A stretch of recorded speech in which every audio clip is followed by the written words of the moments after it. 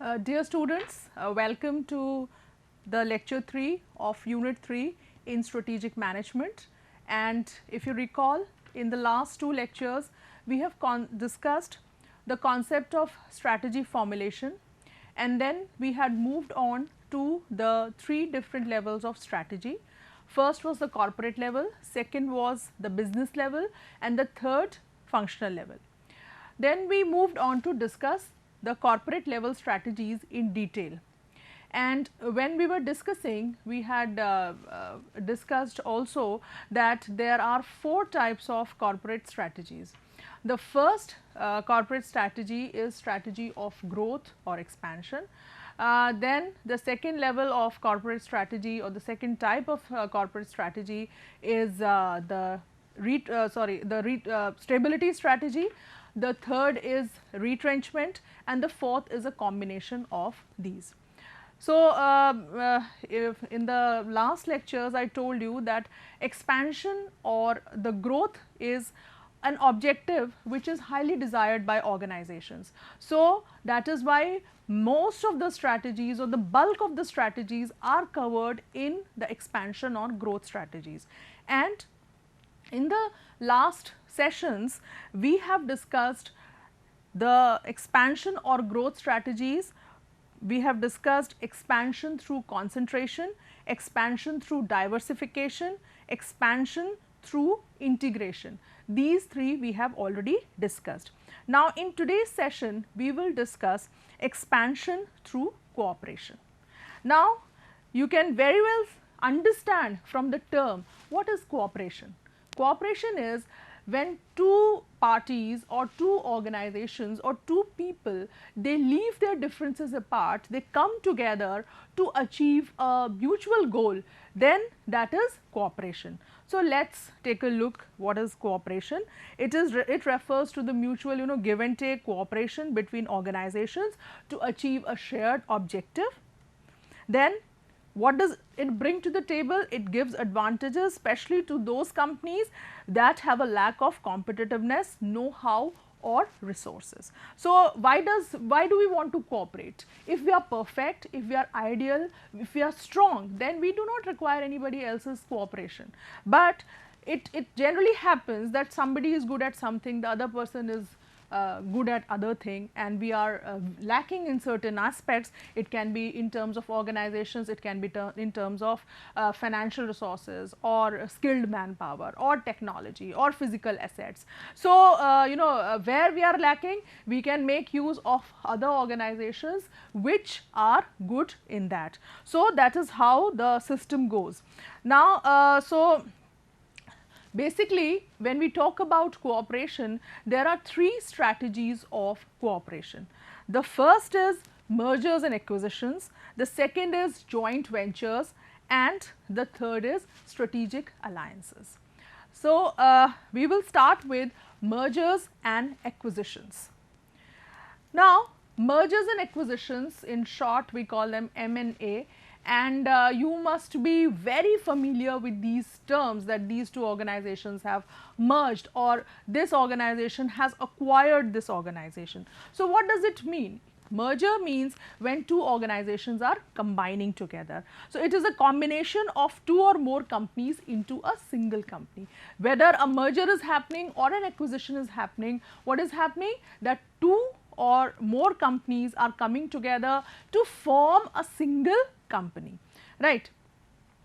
Both the organizations are dissolved, their identity is finished, their assets and liabilities, whatever they have brought together, good points, bad points, debts, revenues, whatever profits they have brought, they merge together, they come together, and there is a creation of a new business, entirely new business entity. And an acquisition refers to the process of gaining partial or full control of one organization by another. So, there is a little difference, though these terms are used together, and why they are used together? Because either ways a new organization is being created. The only difference between a merger and an acquisition will be, like in a merger, both the companies will come together and they will form a new business identity. In a acquisition, what will happen, that one company will get another company, it will include it in its ambit, and identity of one will go away, right. So, that is how there is a little difference between an acquisition and merger. If I tell you in a very simple terms, like for example, you must be aware of Sangam in Allahabad. Now, everybody knows that it is a confluence of three rivers of India, the Ganga, the Yamuna and the Saraswati. Now, where these three rivers meet, the waters, they merge with each other, and from there whatever comes out, you cannot make out which is Ganga, which is Yamuna and which is Saraswati. So, the identity of all the three rivers is gone and a new thing is being created. So, that is a merger. And when Ganga, during the course of its flow, it happens with every river, and it finally moves into the ocean. Now, when it reaches the sea or the ocean, after a point of time, what happens? Its identity does not exist now. Now, it gets into the ocean. So, ocean is visible, but the river is not now visible. So, what is that? When a river is flowing into the ocean, then the ocean is acquiring the river. It is a huge entity, it is a bigger entity than the river, it is acquiring the river. So, that is the little difference between a merger and an acquisition. In a merger, both the companies combine together, create a new entity, whereas in an acquisition, what will happen, that one company will be included in the other company, right. And with acquisition, another term is very commonly used, and that is takeover, right. Takeover also be.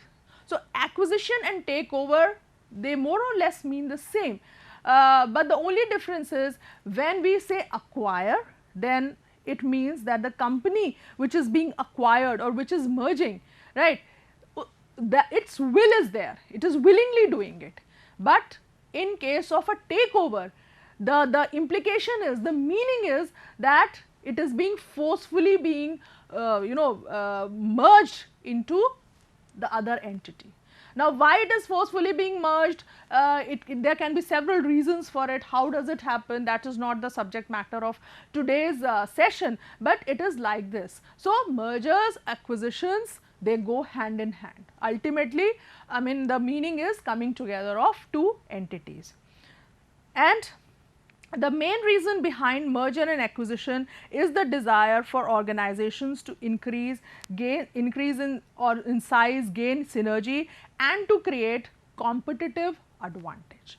So, when you maximize on your strengths, you try to cover your weaknesses through the strengths of other organizations, then what is happening? There is a synergy which is being created. The whole becomes greater than the sum of the parts, and that is why the new entity or the bigger entity has more competitive advantage.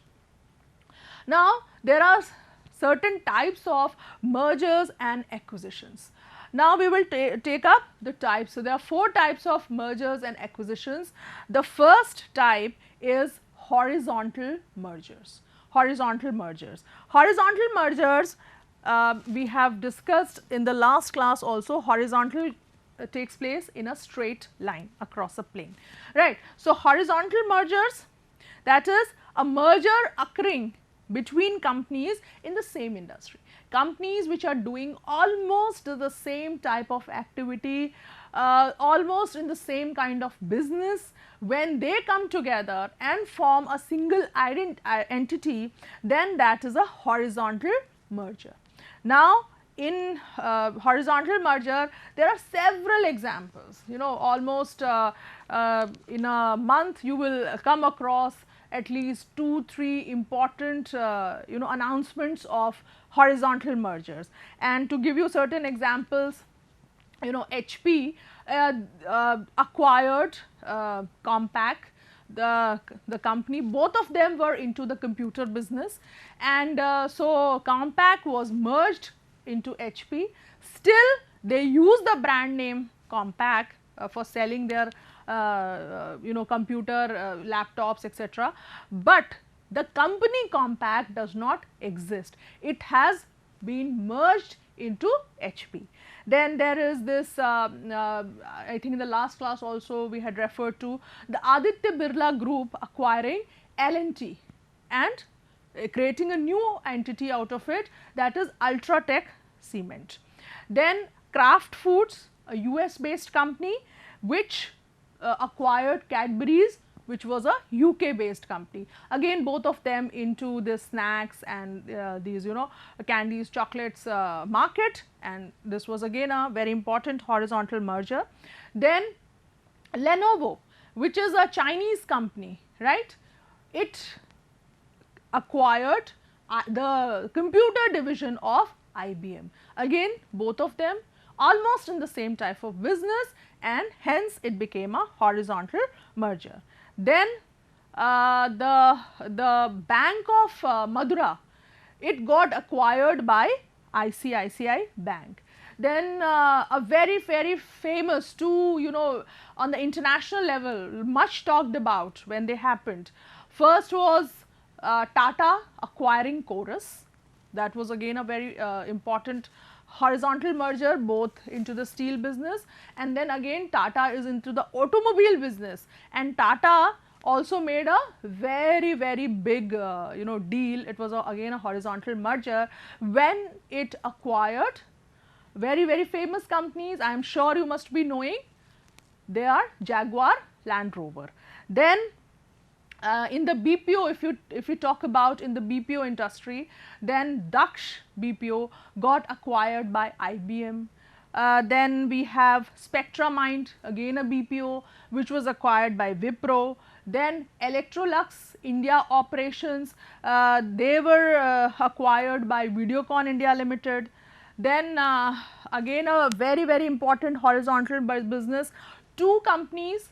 You must have heard about these companies, very famous tea companies, Lipton and Brook Bond, right. So, both of them subsidiaries of Unilever, right.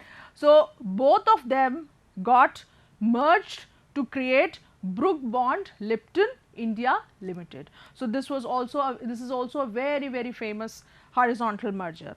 And then again a very much talked about horizontal merger, Daimler, which is a German company into automobiles, and Chrysler, which is a US based company also into automobiles, they merged together. So, I mean we will be talking a little small case study about Daimler and Chrysler horizontal merger once we finish off with the concepts, basic concepts. So, I hope that now the concept of this horizontal merger is clear to you. Now, we move on to the second thing. By merging the two companies, expand their range, but do not essentially do anything new. Now, in all the examples which I quoted to you, the company is not doing anything new because there is no new product. They are doing what they were doing. The only thing is now their range has expanded, their scope has expanded, and they are better becoming complementary to each other. Then the second type is vertical mergers. Vertical mergers, it is a merger between two or more organizations into different stages of business. Across the supply chain it will occur, that is if a business wants to have more control on its supplies, or if it wants to have more control on its the marketing and sales, then it will go for a vertical merger. And as I said, the two companies are at different points in the supply chain, and they create complementarities either in terms of supply of inputs or outputs. So, there can be complementarities, they can help out each other either in terms of the raw material being supplied or in terms of the marketing of the goods and services.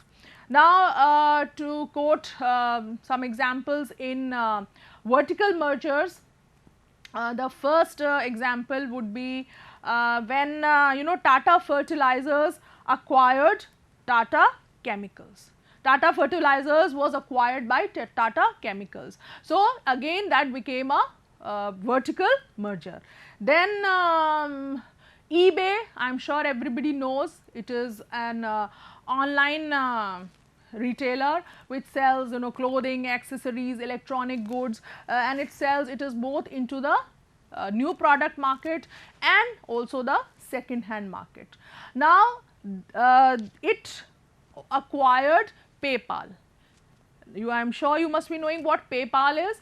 PayPal is a digital payment platform, right. So it is also a vertical merger, because if you visit any e-commerce website, any online retailer, what you have to do? After you have selected the items, you proceed to buy those items, you have to make payments. So there are options of cash on delivery also, but generally if people are making online payments, so there is this card payment, and especially during the pandemic, there is only the companies are not going, most of the companies are not going for cash on delivery to avoid contact. So they expect you to pay online. So either you can do it through net banking or your cards, or one method is Paytm, PayPal, right. So what is happening when you visit a e-commerce website? So finally you will be led to some payment gateway. So that is how the merger of PayPal and eBay led to vertical, it can be said to be a vertical merger, because after you visit an online retailer, the next will be making a digital payment. So this is how they created a synergy through this vertical merger. Then the next type of merger and acquisition is concentric merger. Concentric merger.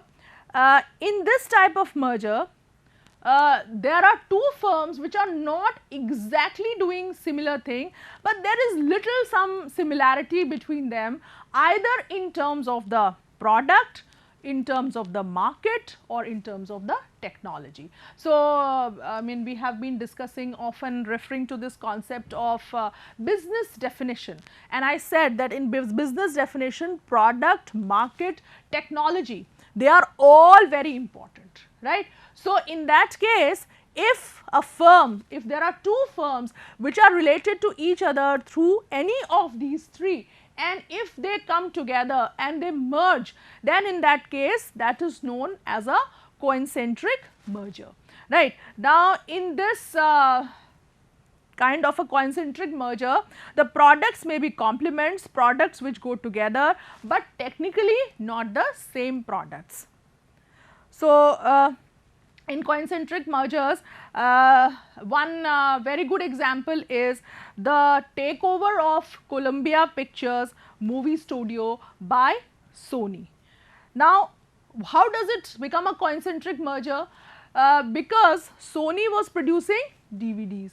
Now these DVD players, so DVD players required DVD, or you require to watch a movie on these DVDs. So through the acquisition of Columbia Pictures studio, Sony was able to produce those DVDs which can be watched on its DVD player. So exactly it did not happen that the company or the Columbia Pictures movie studio was matching with Sony's business, but it could complement its business, and hence it became a concentric merger. Similarly, Disney, I am sure everybody knows what Disney is. Disney is an entertainment recreation company which has theme parks, and it also produces movies, and Disney acquired this Pixar animation studio, right. Now Pixar animation studio, if I go into a little history of this studio was started with maximum funding from Steve Jobs. He was a majority stakeholder in Pixar animation studio, and when this studio was acquired by this Disney, then what happened? Obviously Steve Jobs became the majority stakeholder in this company. because the maximum funding was from him.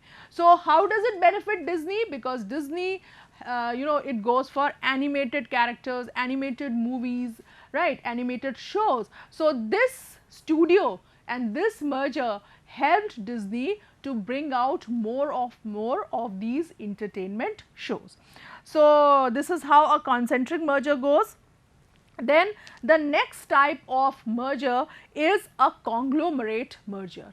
Now conglomerate merger, as the very name suggests, when two companies come together which have nothing in common, they are operating in totally different domains, right, completely different industries, then that is a conglomerate merger. Now in a conglomerate merger, the purpose is to diversify into other industries, which helps reduce risk. So when you diversify, in the last session I told you that diversification may be risky, right, it may be risky because what you are doing, you are moving on to a different area, but diversification also helps to combat risk, because if one sector becomes stagnant, if one sector is not growing, or if the environmental becomes such that it is not very conducive to the business, then at least you have businesses in other sectors to keep the company moving and going. So this is how the conglomerate merger helps. So you take up companies, or you bring along with you companies which are into different sectors, and hence your risk is distributed over a large number of sectors.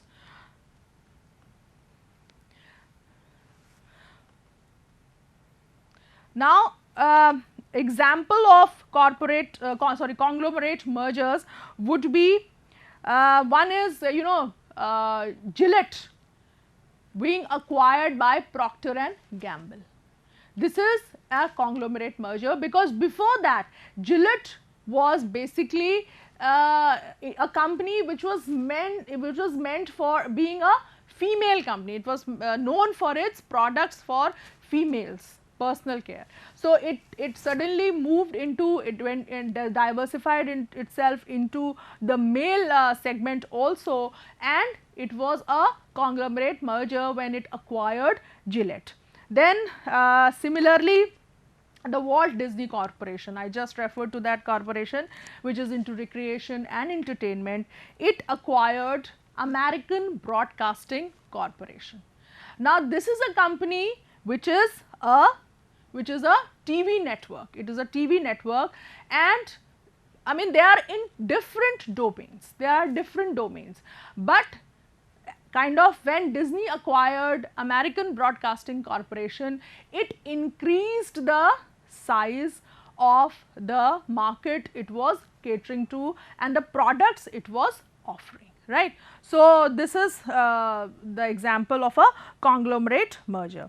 Now as I said, that mergers is bringing together of 2 companies, 3 companies, more than 2 companies, and then they are creating a single identity.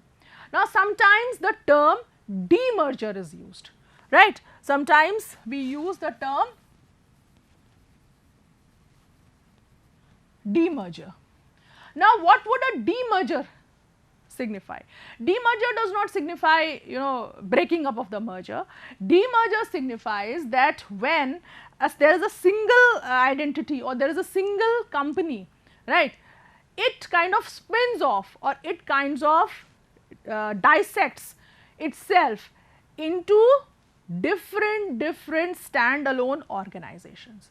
There is a big company which is into lots of businesses, but these businesses are moving together in the company. Now what will the company do? It will make divisions in its business, and all those businesses which are unrelated to each other, it will put them in different compartments. So what is happening?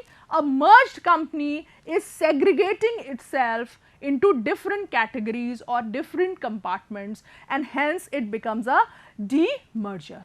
Now this happened after, you know, in India's Reliance Industries, after the founder Dhirubhai Ambani passed away, there was a feud in the family, and as a result of that, the company was demerged, and there were four segments which were created out of it: Reliance Communication, then Reliance Energy, Reliance Capital, and Reliance Natural Resources. So this is how a demerger occurs.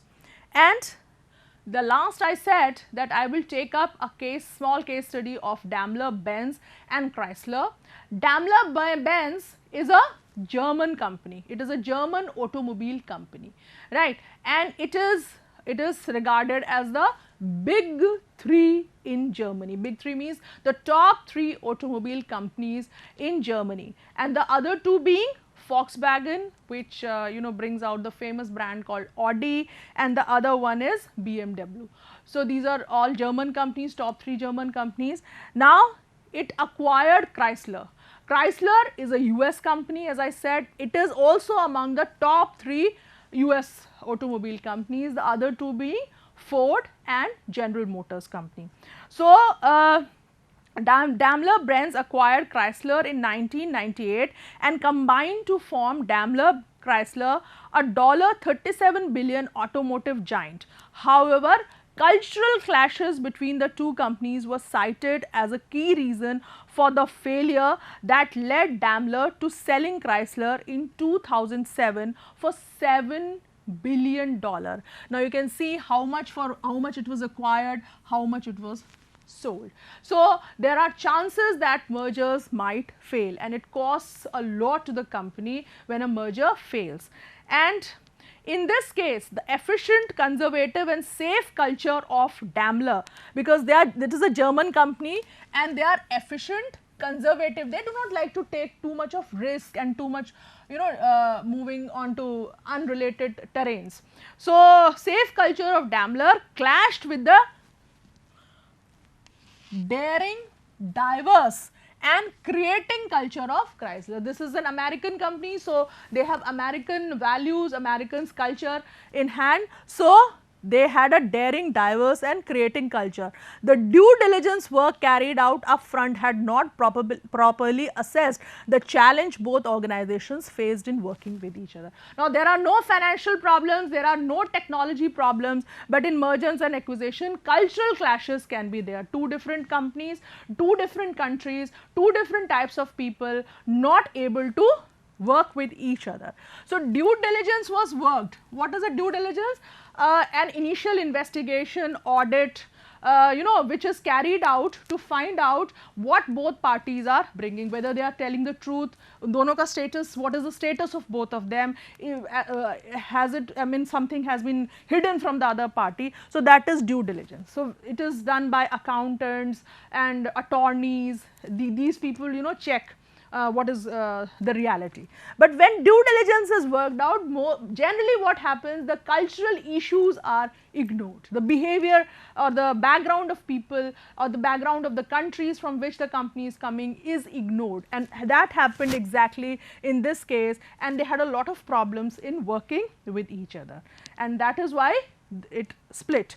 Also, the transaction was described as a merger of equals, and this was not the reality. Within the new organizational, Chrysler had obviously been taken over and there was little trust between the two companies. So it was not a marriage of equals, it was like Chrysler had a lower hand and Daimler had an upper hand. So there was a lot of ego problems also because of that. So this is a small case study signifying that mergers and acquisitions, whenever they take place, they have to take place very, very carefully. So I hope that you have understood the concepts discussed today. Thank you so much.